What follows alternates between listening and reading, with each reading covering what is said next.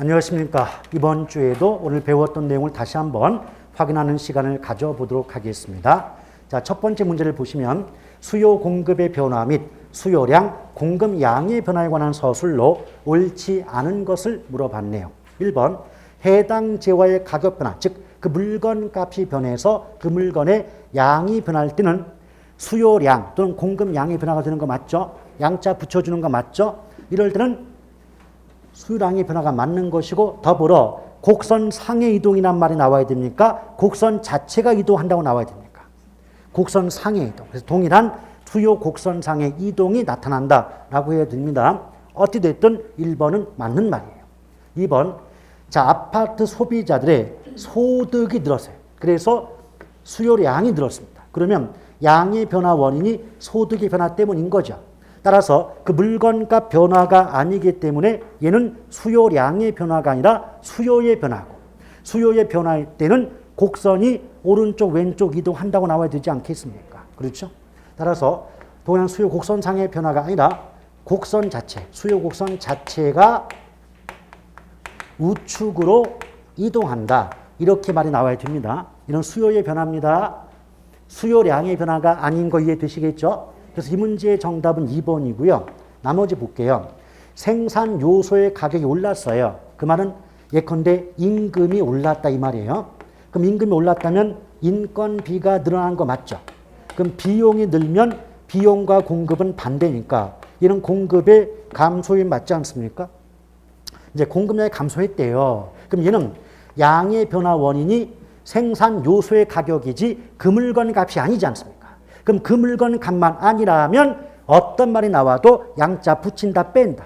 빼는 겁니다. 양자를 빼니까 공급의 변화라고 해야지. 양자 붙여서 공급 양의 변화라고 했다가는 큰일 납니다.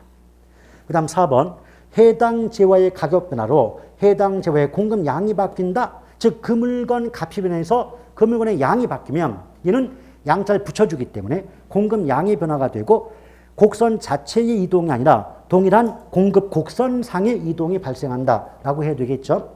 그래서 공급 곡선 이동을 초래하지는 않는다. 그럼 곡선 자체가 이동하는 게 아니지 않느냐. 맞아요.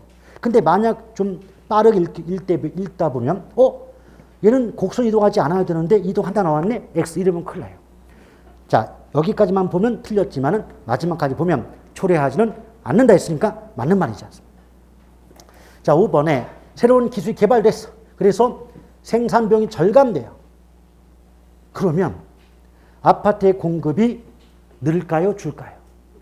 자, 비용이 줄면 반대니까 공급은 늘 거 아니에요. 그럼 공급 곡선이 오른쪽, 왼쪽. 오른쪽 이동한다. 맞아요. 그래서 이 문제의 정답은 2번이죠. 그러니까 평소에 문제 푸실 때는 연습이니까 문장을 모두 보실 필요가 있겠지만 현장 가시면 틀린 건 1번이 틀려도 곧바로 찍고 넘어가야 된다. 자, 그래서 이 문제의 정답은 2번이었고. 자, 2번 가격 탄력성입니다. 옳은 거 그랬는데, 자, 대체재가 많을수록 수요 공급 둘 다 탄력성이 커집니다.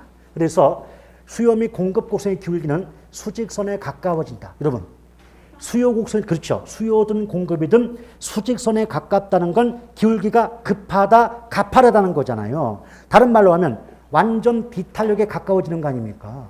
근데 대체재가 많을수록 탄력성이 커지니까 수평에 가까워진다 해야지. 수직에 가까워진다면 안 되겠죠? 틀렸고. 2번, 수요량의 변화율에 대한 가격의 변화율을 수요의 가격 탄력성이라 한다. 앞뒤 바뀌었잖아요. 가격이 변할 때 양이 얼마만큼 변하는지를 구하는 게 수요의 가격 탄성 아닙니까? 따라서 이 부분의 위치가 바뀌어야 돼요. 그 다음 3번, 아파트의 분양가가 8% 오를 때 수요량이 8% 감소한다면 수요의 가격 탄성 0이 된다 했는데, 그럼 봐봐요. 지금 탄력성 값을 물어봤죠? 그럼 절대값이니까 상승 하락 필요 없고 숫자만 보시면 되잖아. 가격이 8 바뀔 때 양 8 바뀌었죠? 그럼 그게 1이지 0이 어떻게 나와? 여기가 1이 된다고 해야 되겠죠? 그 다음 4번, 어떤 재화자, 공급이 완전 비탄력이에요. 여러분, 완전 비탄력은 일단 양의 변화가 없다 그랬잖아요. 근데 양이 는데 말이 돼 이게? 아시겠어요? 딱 보면 나와야 돼요. 완전 탄력은 가격 불변, 완전 비탄력은 양 불변이에요. 자, 지금 수요가 됐건 공급이 됐건 완전 비탄력 나왔죠? 그럼 양 변화가 없다고 나와야 돼요. 근데 양이 늘어난다고 써 있잖아요. 그럼 틀린 거죠. 자, 5번. 시장이 세분화될수록 수요의 가격 탄력성은 탄력화된다. 제가 아까 암기법상 주장 세수 신수 비탄이거든요. 그러면 이때 세가 시장 세분화예요. 시장이 세분화될수록 탄력성이 커지거든요. 오케이? 그래서 시장이 세분화되면 탄력성이 커진다. 그래서 이 문제의 정답은 5번이 됩니다.